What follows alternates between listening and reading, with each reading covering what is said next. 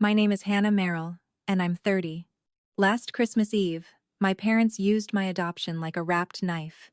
My mother set a red folder beside my plate. My father tapped the bow and said, "Read it out loud so that woman knows she lost twice." The tag said, "To the daughter we kept." I turned the folder so the tag faced me. I did not open it. But here's what my parents didn't know. The woman they called "that woman" had already signed the guest book in the hall. That signature is why I can finally tell this calmly. If your parents ever made you perform gratitude for a wound they kept open, stay with me. Let me take you back to the Ohio house, where I learned that being kept was not the same as being loved. The Ohio house had a front porch my mother swept before anyone came over. That is where most of my childhood got staged. Not lived. Staged. My father owned a small flooring company with his name on 2 white vans. My mother ran the food pantry sign-up at First Grace Church. They were the kind of people other adults trusted before they opened their mouths. He donated leftover tile after floods. She remembered who needed gluten-free rolls at potlucks. They had clean coats, clean thank you notes, and a clean story about me. I learned that story in the kitchen when I was 7. My mother stood behind me with one hand on my shoulder while a church friend looked at my school picture on the refrigerator. She was a blessing we rescued, my mother said. The woman made the soft face adults make when they want to admire pain from a safe distance. My father came in carrying a grocery bag and added, "We kept you." He said it warmly. That was the part that made it harder to name. Cruelty is easier to spot when it wears its own shoes.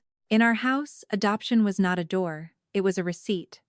They did not say I came to them, they said they kept me. They did not say another woman had lost me.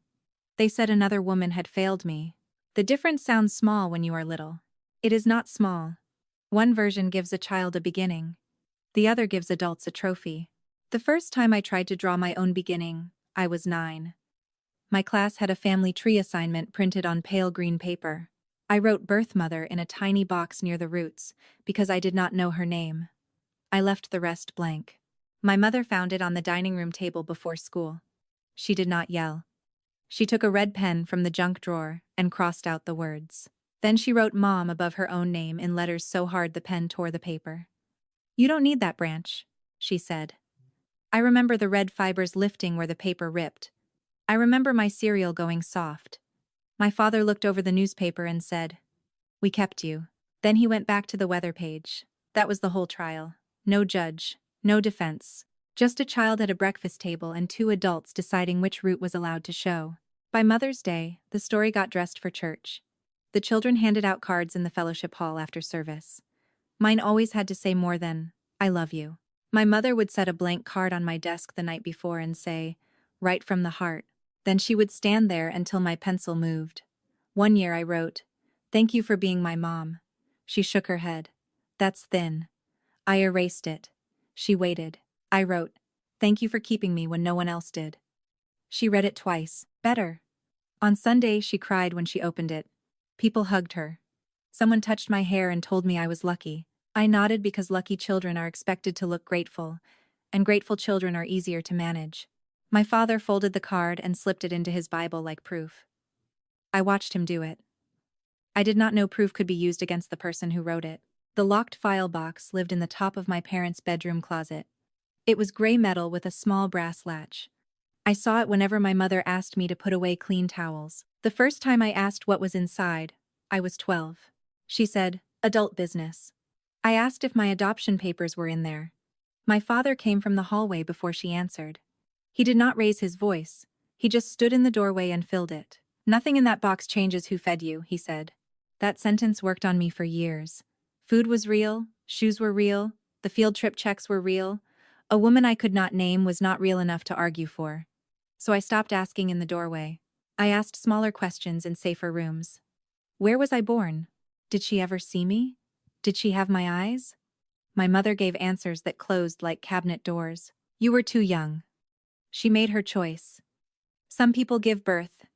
Some people become mothers. At 14, I learned the house had a second voice. It spoke when adults thought I was carrying dishes.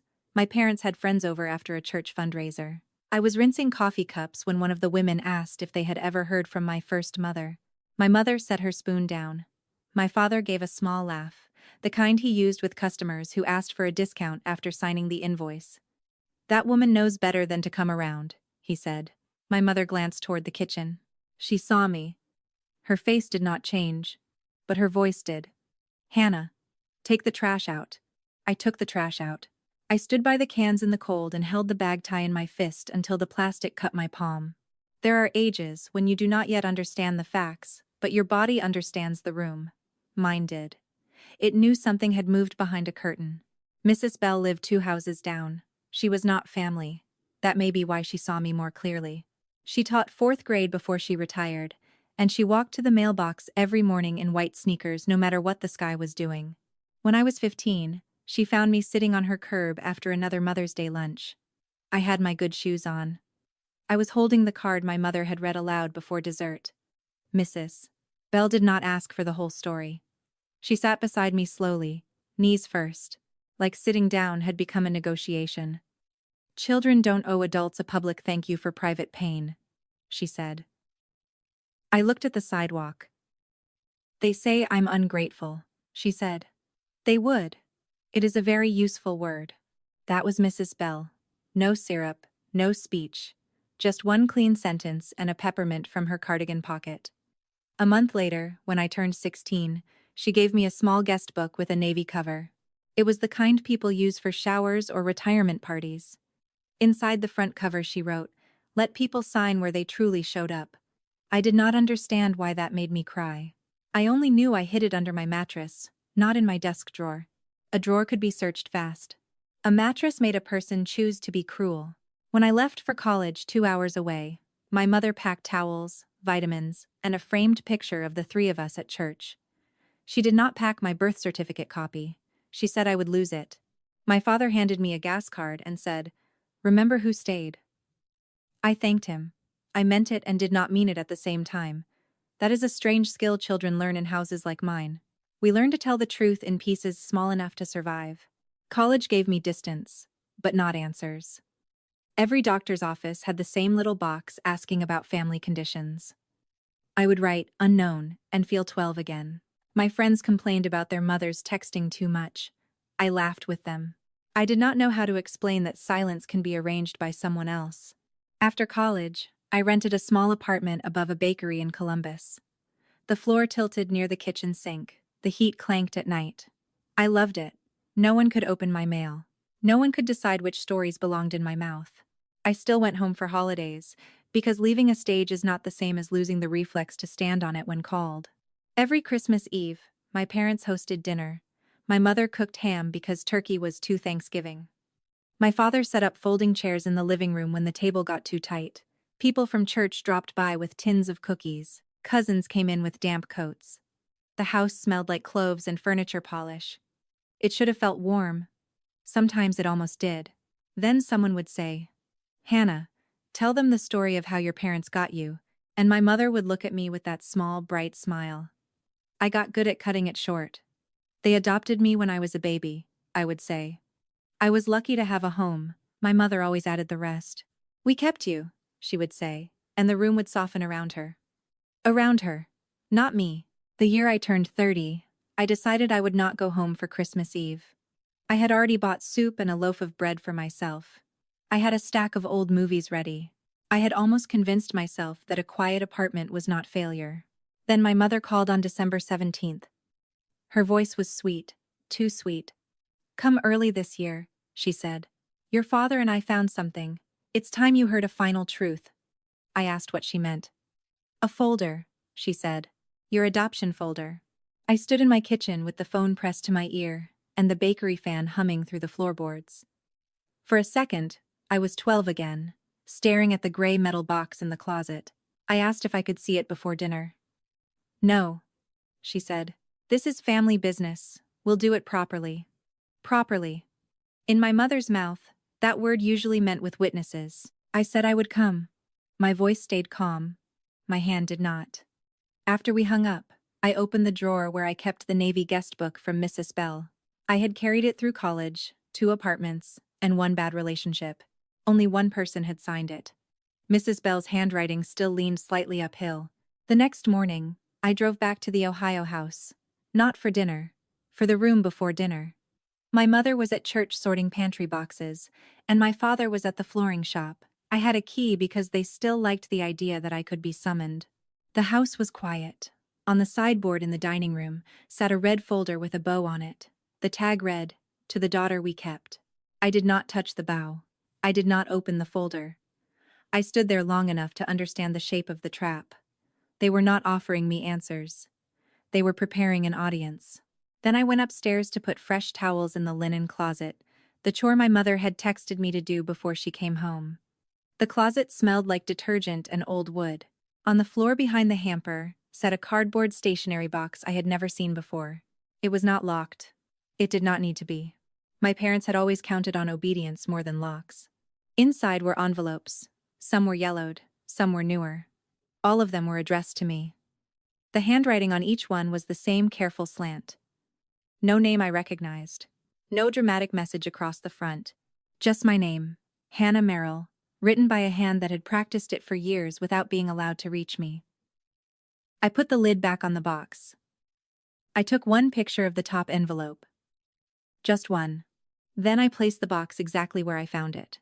Downstairs? The red folder waited on the sideboard like a mouth that had already decided what it was going to say. I left the Ohio house before my mother came home from the pantry. I did not take the envelopes. I did not open them on the hallway floor like a desperate person in a movie. I put the stationery box back behind the hamper, closed the linen closet, and carried the towels downstairs the way I had been asked to. That mattered. In my parents' house, any sign of anger could be turned into a new story about me. On the drive back to Columbus, I kept one hand on the wheel and one hand near my phone.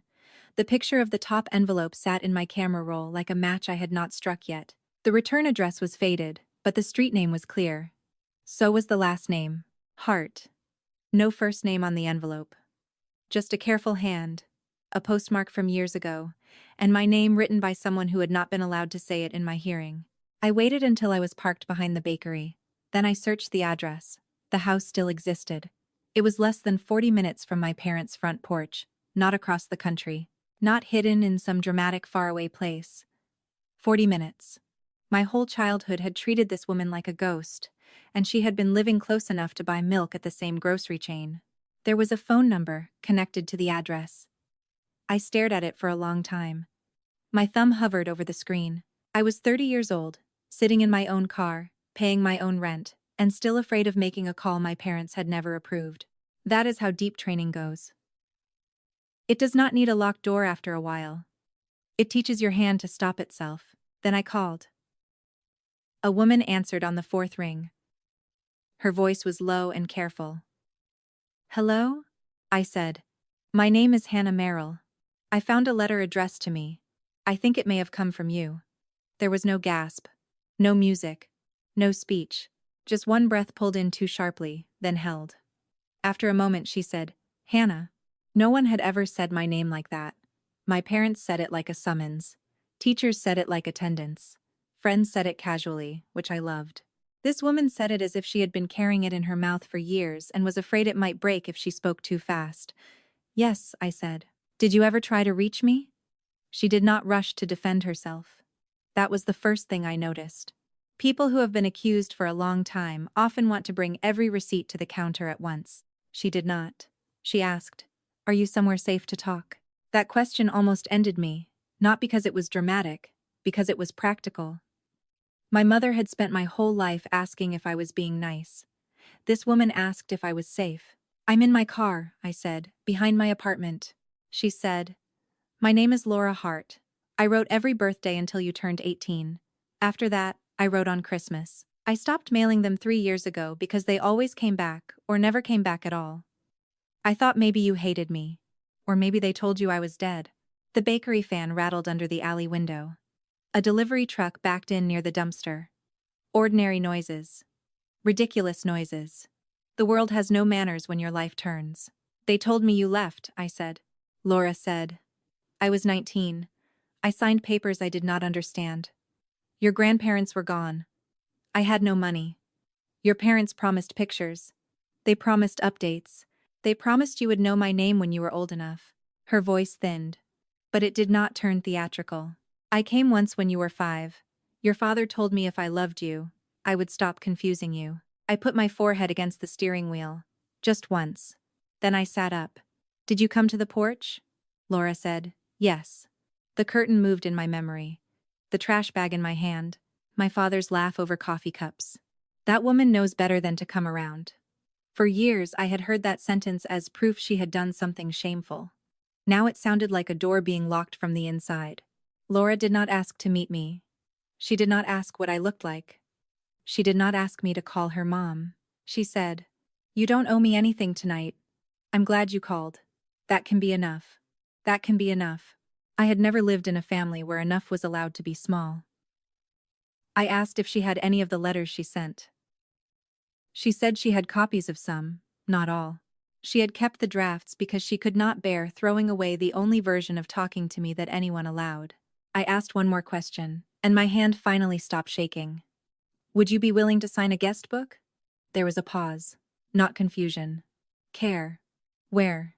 She asked. At my parents' house, I said. Christmas Eve. She went quiet again. This time I understood the silence. I had just invited her into the same place that had thrown her out. I won't ask you to fight, I said. I won't ask you to make a speech. I just need you to be real in the room. Laura breathed out. I can do that. After we hung up, I sat in the car until the windows fogged. Then I texted Mrs. Bell. She still used periods at the end of every message like each sentence wore church shoes. I asked if I could stop by the next afternoon. Her reply came back in less than a minute. Come after lunch. I made soup. The next day, Mrs. Bell opened her door before I knocked. She had a dish towel over one shoulder and a pencil tucked behind her ear. Her house smelled like vegetable broth and lemon soap. I had not been there in months, but the little blue guest book she gave me at 16 was in my tote bag, wrapped in a scarf. I showed her the picture of the envelope. I did not tell the whole story first. I had learned something by then. If you give people too much explanation, the wrong ones start looking for a place to argue. Mrs. Bell looked at the handwriting, then at the return address. Her mouth tightened. You know that name, I said. I know that porch, she said. She set the phone down carefully, as if it were hot. Then she told me what she had never told a child.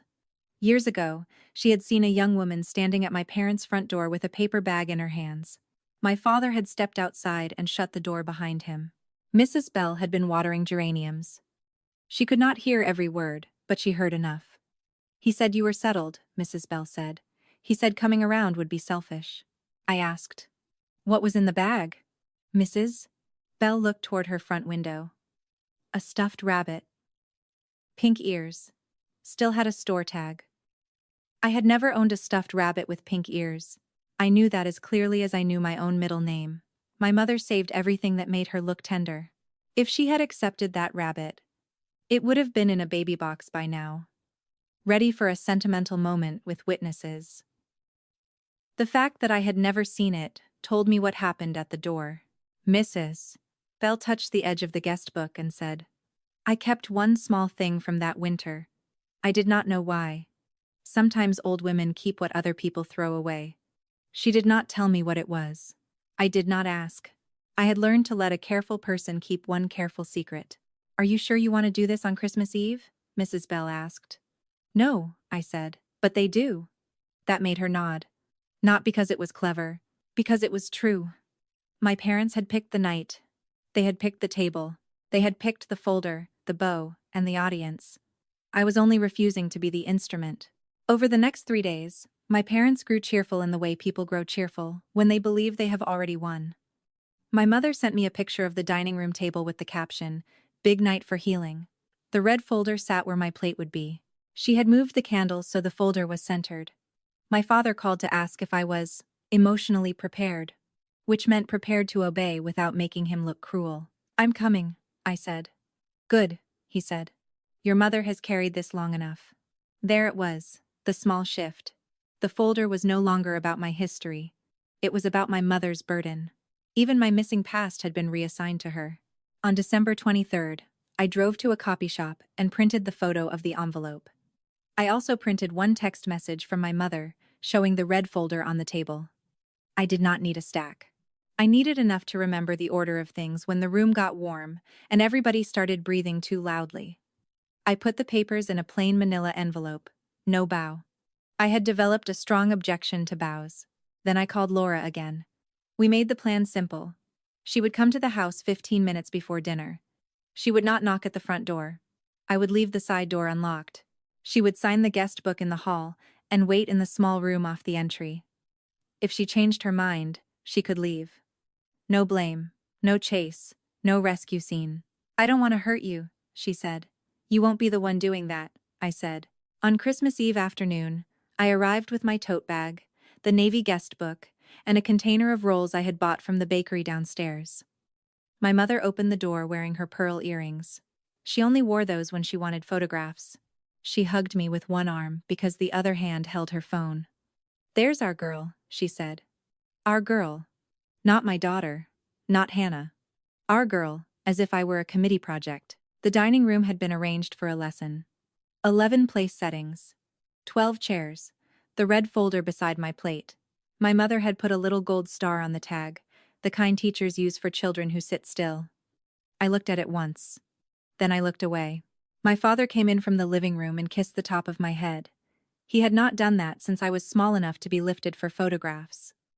Tonight may be difficult, he said, but truth is a gift. I set the rolls on the counter. Then we should be careful how we wrap it. He blinked. Just once. My mother turned from the sink. For the first time all week, the cheerfulness slipped. It came back quickly, but I saw the seam. Cousins arrived. A church friend dropped off cookies and stayed. My aunt brought cranberry salad in a glass bowl. Coats went on the banister. Shoes lined up by the mat. The house filled with the safe noises families use to hide sharp things. Forks clinked. Someone laughed too loudly in the kitchen. My mother kept touching the red folder as she passed the table, like a pianist checking middle C. At 5:42, my phone buzzed once. Laura was outside. I went to the side door with the empty roll container in my hand. It gave me a reason to move. Laura stood under the porch light in a dark coat. Snow had melted on her shoulders. She looked older than the photograph I had made up in my mind. Of course she did. Imaginary people do not age. Real ones pay for every year. Hi, Hannah, she said. I stepped back. Hi, Laura. No hug, not yet. That would have been too much to ask of both of us. I led her to the hall table and opened the Navy guest book. Mrs. Bell's old message still sat inside the front cover. Let people sign where they truly showed up. Laura read it. Her fingers stopped on the page. Then she signed her name. After Laura signed the guest book, I led her into the small room off the entry. My parents used to call it the music room, though no one in our family played anything. It held a piano nobody tuned, a lamp with a crooked shade, and a basket of Christmas cards my mother had not arranged yet. Laura stood beside the piano with her hands folded around the strap of her purse. You can still leave, I said. She looked toward the dining room. My father's laugh came through the wall. My mother was telling someone where to put the cranberry salad. Laura touched the edge of the piano bench, then let go. I left once because grown people told me it was love, she said. I won't do that twice. That sentence did not make the room warmer. It made it steadier. I opened the guest book on the hall table so her signature faced up. Then I set my plain manila envelope underneath it. The red folder was still waiting beside my plate in the dining room. The two objects were maybe 15 feet apart. One had a bow, one had a name. For one quiet minute, nobody was asking me to perform. Nobody was watching my face. Laura stood in the next room, real and breathing. If your family ever made you thank them for hiding the person you needed, write one word in the comments. Found. Then come back to the table with me. My mother called. Hannah, honey, we're sitting down. I closed the guest book halfway, not enough to hide the signature, just enough that it looked ordinary from the dining room. I walked back with the empty roll container in my hand. It gave me something to do. That helped. In a house where everything had a meaning, a plastic container could pass for peace. There were 11 people in the dining room. 12 chairs. 12 place cards. My mother had written every name in silver ink. Mine sat in front of the red folder. She had placed herself at the head of the table nearest the kitchen, where she could rise quickly if she needed to manage the room. My father sat at the other end, smiling like a man about to bless a check he had already cashed. The extra chair was near the hall. No name on that one. I saw it. My mother saw me see it. She touched her pearls. We thought we'd leave space, she said. For what? I asked. For Grace, she said. My father chuckled. A cousin smiled because she thought she was supposed to. My aunt adjusted the napkin on her lap. Nobody knew what the chair meant, but everybody understood it was not empty by accident. My parents did not do accidental at dinner. We prayed. My father did it. He thanked God for family, for truth, for the courage to heal old wounds. He did not mention that some wounds stay open because someone keeps pressing a clean thumb into them. That would have spoiled the blessing. Dinner started with ham and rolls. My mother passed dishes with the calm of a woman serving food in a room she believed she owned. She asked my cousin about her new job. She asked a church friend about her knee surgery. She asked me nothing. That was one of her tells. When my mother had a scene planned, she saved her lines. The red folder stayed beside my plate through the first 10 minutes. Then 20. It sat there while people ate and laughed and pretended not to notice it. The bow slid a little when I reached for the butter. My father straightened it with 2 fingers. There, he said. Can't have the important thing looking messy. I looked at his hand, then at the folder. No, I said. You like things neat. My mother's fork paused above her plate. My father's smile held, but the corners tightened. He had expected nerves. He had expected tears. He had not expected me to sound like someone reading a grocery list. At 6:18, my mother stood. She carried her water glass in both hands. Her pearls caught the dining room light. Before dessert, she said, your father and I have something we believe is overdue. People quieted in that polite, hungry way families do when they sense a story is coming, and hope it will not require them to choose a side. My mother looked at me with wet eyes she had not earned yet. Hannah has carried questions, she said. We have carried answers. Tonight we are choosing honesty. My father picked up the red folder and set it in front of me. He did not slide it. He placed it down like a judge. The bow faced the room. The tag faced me. To the daughter we kept. My mother put one hand over her heart. We kept you, she said. There it was. The old phrase. The polished phrase. The phrase that had followed me from breakfast tables, to church halls, to graduation pictures. It landed in the room with all its familiar weight, but this time it did not land on me alone. Because 15 feet away, behind a half-open door, the woman they said had not stayed was standing in her coat. My father tapped the folder once. Go ahead, Hannah. I did not move. He leaned back. Your mother has been generous enough to let you hear what really happened. Read the first page out loud. My mother looked down as if modesty had overcome her. Only if you're ready, she said. That was a nice touch. Give the order, then dress it as consent. My parents could wrap a command so neatly you wanted to thank them for the ribbon. I placed both hands on my lap. What is on the first page? My father blinked. You'll see when you read it. I said. I'm asking you. The table shifted. Not loudly. A chair foot touched the floor. Someone set down a fork. My mother's eyes moved toward my father. He cleared his throat. It explains why certain people were not healthy for you, he said. Which people? I asked. Hannah, my mother said softly. Warning lived under my name. I kept my voice even. If the folder is for healing, then naming the person should not be hard. My father's face changed by 1 degree. It was small, but I had known that face all my life. The customer had asked one question too many. The child had stepped out of her mark. He put his palm on the folder. This is not an interrogation, I said. No, it's dinner. My aunt gave a short breath through her nose. Not a laugh. Not quite. My mother looked at her, and the breath disappeared. My father pushed the folder closer until its edge touched my plate. Read it out loud, so that woman knows she lost twice. There it was, fully undressed. No one reached for ham after that. I looked at the red folder. I looked at the silver place cards. I looked at the empty chair my mother had left for Grace. The trap was simple now. If I read, I became their voice. If I refused, I became the ungrateful daughter hiding from the truth. If I cried, they could comfort me in public and claim the wound again. So I did the only thing I had prepared to do. I stood slowly. My mother's hand tightened around her water glass. Hannah, I said. I'll read something. My father relaxed too soon. Good, I said. But not alone. He frowned. What does that mean? I picked up the red folder with one hand. With the other, I lifted my manila envelope from beneath the guest book on the hall table. I did not open either one. Not yet. I carried them both back to my chair and set them side by side. My mother stared at the envelope. "What is that?" I said. "A plain folder." I ran out of bows. My cousin looked down at her plate. My father did not. He watched my hands. He knew by then that something had entered the room, but he did not know its name. My mother tried to smile.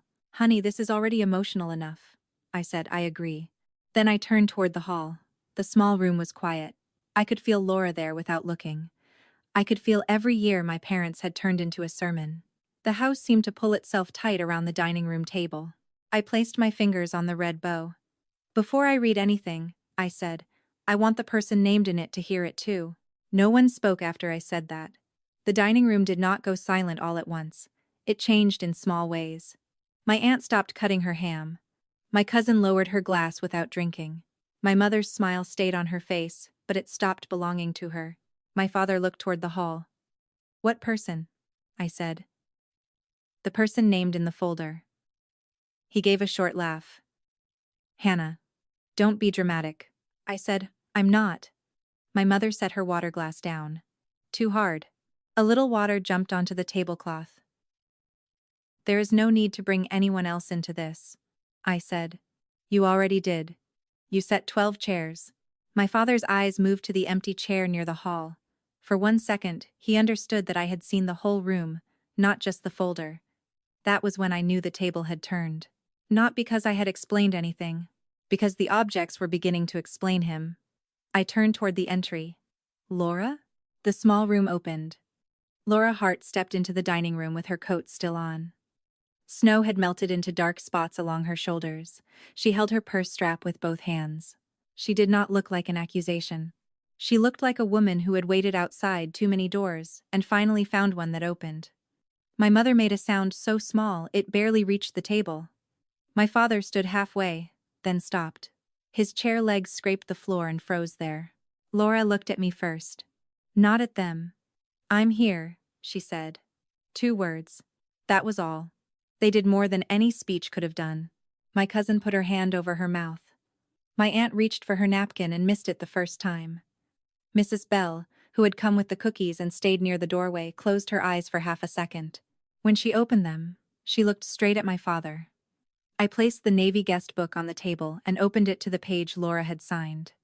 Her name sat under Mrs. Bell's old sentence. Laura Hart. Written in the same careful slant as the envelopes upstairs. The room leaned toward that page without anyone moving very far. I said, "This is Laura Hart. She signed in before dinner." My mother's face went flat. "This is inappropriate." Laura did not answer. She did not need to. She placed one hand on her own signature. A real hand. A real name. A real woman standing in the room my parents had used to make her into a warning. My father pointed at the red folder. "That file explains why contact was not healthy." I said. "Then explain it." He looked at me. I said, "Not from the folder. From you." His mouth opened. Nothing came out. He looked down at the bow, as if a ribbon might help him. I asked one question. Why were letters addressed to me in the linen closet? My mother's hand flew to her pearls. My father's jaw tightened. He had 2 choices. He could deny the letters and risk the envelopes. Or he could admit the letters and lose the story. He chose the third thing people choose when truth stands too close. "You don't understand what we were protecting," he said. Laura's fingers curled once against the guest book. My aunt turned her head toward him. Mrs. Bell's face did not move. I opened my manila envelope and took out the photo of the top envelope. I laid it beside the guest book. I did not slide it at anyone. I did not wave it. I set it down flat. "There are more upstairs," I said. "I left them where they were," my mother whispered. "You went through our things?" I said. "No. I found my name." That landed harder than I expected. My cousin looked at the photograph.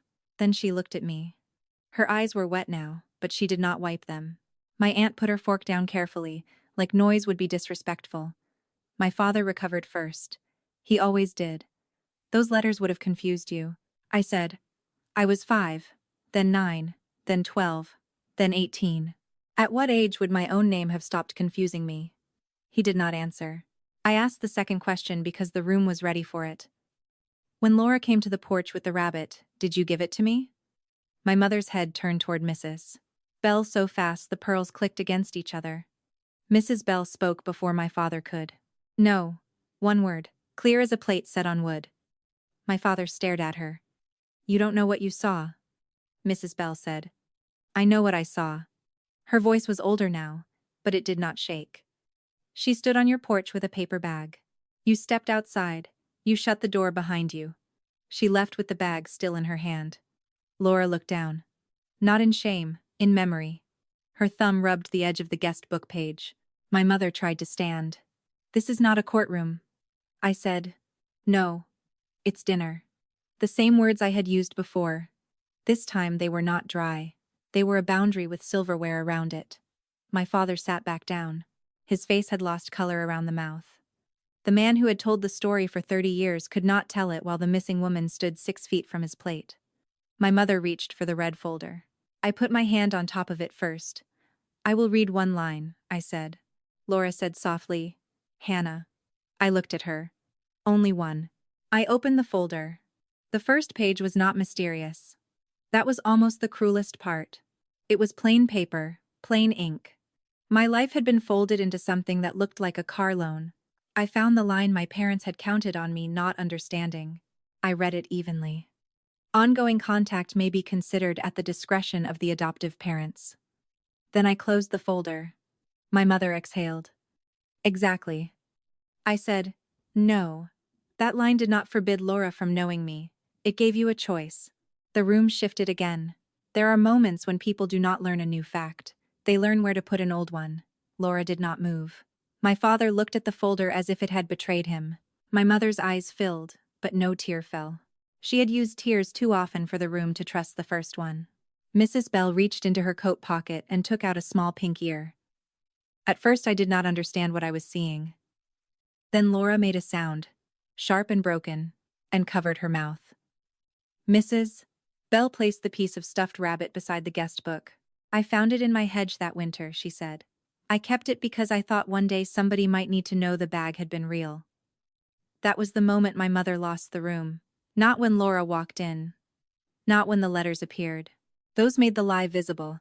The pink ear made it human. A small thing meant for a child had been thrown away, and everyone at that table could see the size of the person who had done it.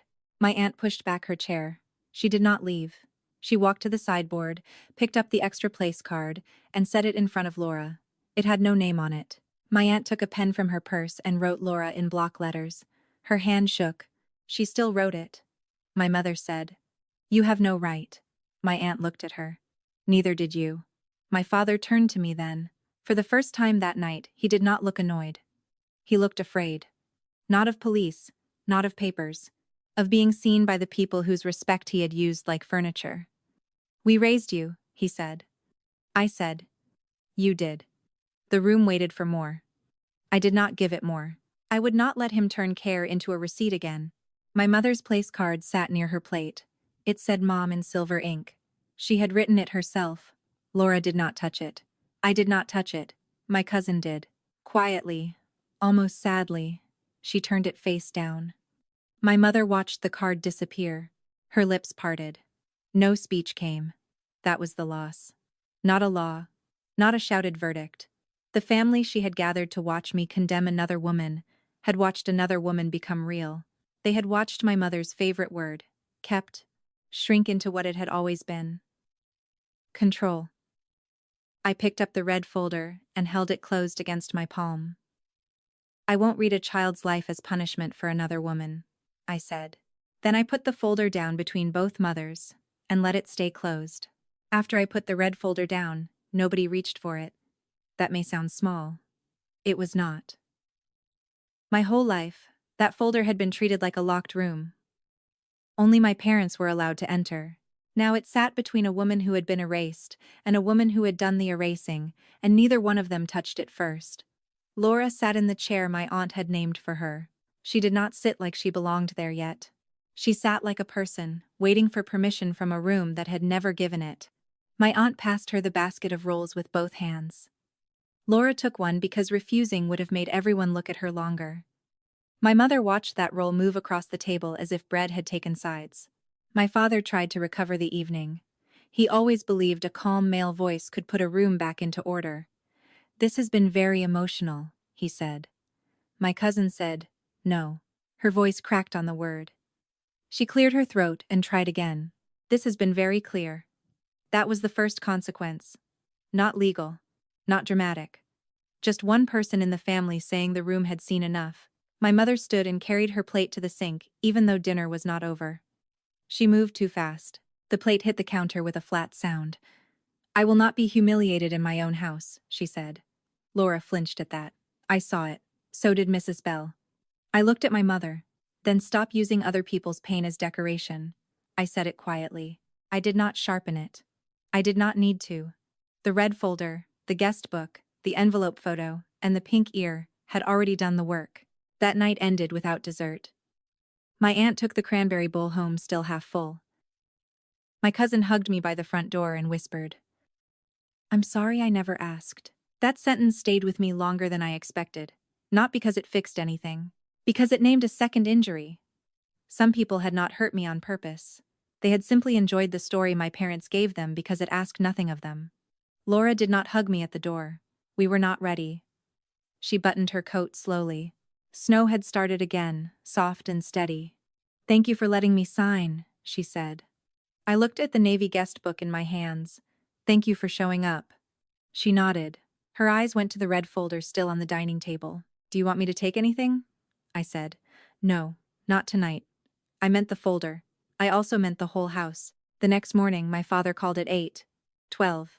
I let it ring. He called again at 8:19. I let that ring too. At 8:27, my mother sent a text. It said, "We need to talk about how you ambushed us." I made coffee. I drank half of it standing by my kitchen sink. Then I wrote back, "I will talk when you can discuss the letters without calling them protection." She did not answer for 2 hours. When she did, the text was short. "We kept you safe." There it was again. The old phrase, "in a new coat." I typed one sentence. "Do not use 'we kept you' with me again." My thumb hovered above send. It did not shake this time. I sent it. That was the first boundary I ever gave them in writing. The practical consequences came in ordinary pieces. That is how family stories fall apart. Not with thunder, with canceled invitations and missing applause. At the first volunteer lunch after Christmas, my mother had expected to give the welcome at First Grace Church like she did every year. Mrs. Bell told the pastor she had concerns about the story being told from the microphone. She did not gossip. She did not hand out copies. She said one sentence to one person with enough weight to matter. My mother was not asked to speak. She still attended. People were polite to her. That may have been worse. Politeness has a way of measuring distance by the inch. No one asked her to tell the adoption story. No one touched my shoulder and called me lucky. My father stood by the coffee urn and stirred a cup he never drank. A week later, he brought the stationery box to my apartment. He did not call first. I opened the door because I saw him through the peephole holding the cardboard box against his chest like it was heavy. It was not heavy. Not in pounds. "These are yours," he said. I said, "Yes." He looked past me into the apartment. He had always inspected rooms. Floors, corners, shelves. A flooring man notices what supports other people.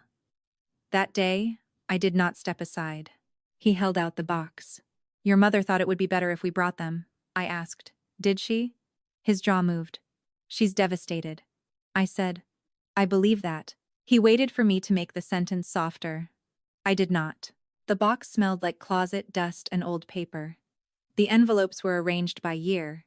Some had been opened. Some had not. On the earliest one, my name had been written in careful blue ink. Hannah Merrill. I ran my finger over it once, then stopped. I would read them later. Not in front of him. Not as a performance. My father looked at the box in my hands. "We did what we thought was best." I said, "No. You did what kept you central." His eyes narrowed, then tired. For a second, he looked older than I had ever allowed him to be. Not weak, not forgiven, just older. "We raised you," he said again. I said, "I know. That is why this matters." He had no answer for that. He turned to leave, then stopped in the hallway. "Your mother wants to apologize." I said, "She can write it." He said, She wants to see you, I said. She can write it first. He nodded once, but not because he agreed. Because I had not left him another door. My mother's letter came 9 days later. 3 pages. Cream stationery. Perfect handwriting. It started badly. I wanted to protect you. Then it got worse. You have to understand how painful it was for me. I almost stopped reading. Then, near the bottom of the second page, there was one sentence that did not try to dress itself. I was jealous that you might love her too. I read that sentence twice. It did not heal anything. It did not return the letters. It did not put the pink-eared rabbit in my arms at 5 years old. But it was the first honest thing my mother had ever written about Laura. I wrote back on plain paper, 1 page. I told her I accepted that the sentence was true. I told her truth did not erase the damage. I told her she could send letters, but she could not call, visit, or ask relatives to speak for her. I told her if she used my adoption story publicly again, I would correct it publicly, not cruelly, completely. Then I wrote the line that mattered most. I am your daughter, not your evidence. I mailed it before I could make it nicer. Laura and I began with coffee. That was all. Sunday afternoons at a little place near the river, 40 minutes from my parents' front porch, and 5 minutes from nowhere important. She ordered tea the first time because her hands were shaking too much for coffee. I ordered coffee because mine were not. That felt like progress. We did not pretend. She did not ask me to call her mom. I did not ask her to explain every year in one sitting. She brought copies of 3 letters and a photograph of herself at 19. I brought the Navy guest book. The second Sunday, she brought a small stuffed rabbit, not the original, a new one, with pink ears. She set it on the table between us and looked embarrassed. I know you're grown, she said. I said, I noticed. She laughed. It broke something open without breaking me. I kept that rabbit on the shelf near my kitchen window. Not because I needed to become a child again. Because some objects arrive late and still tell the truth. Mrs. Bell signed the guest book again in January. She wrote the date carefully under her old message. Her hand shook more than it used to. I made soup for her that day, badly. Too much salt. She ate it anyway and said, useful soup, it reminds you to drink water. That was her gift too. She could make mercy sound practical. The last time I went to my parents' house, I did not go inside. My mother had left a box on the porch with my baby photos. I had asked for them in writing. She included the framed hallway picture that said, our chosen daughter. The glass was clean. The back had been dusted. My mother had always known how to care for frames. I took the photos. I left the frame. There are people who think boundaries are punishment because they have only ever understood closeness as access. My boundary was not a punishment, it was a door with a working lock. I did not lock it because I hated them. I locked it because they had spent 30 years walking through me to hurt someone else. Family, I learned, is not the person who keeps you like proof. It is the person who shows up without asking you to perform their version of love. Sometimes that person is a neighbor with soup. Sometimes it is a woman in a snow-damp coat signing her name in a hallway. Sometimes it is your own older self, finally standing by the door and deciding who gets to come in. That's my story. 1 red folder. 1 Navy guest book. 30 years of, we kept you. 1 pink ear saved from a hedge. And 1 signature that proved love had been waiting outside the door. If you were ever made into proof for someone else's goodness, you are allowed to stop testifying. You are allowed to close the folder. Share this with someone who needs permission to set the story down. Comment, I am not proof if this found you where it needed to. And subscribe if you want more quiet stories about truth, dignity, and the day a family script finally stops working.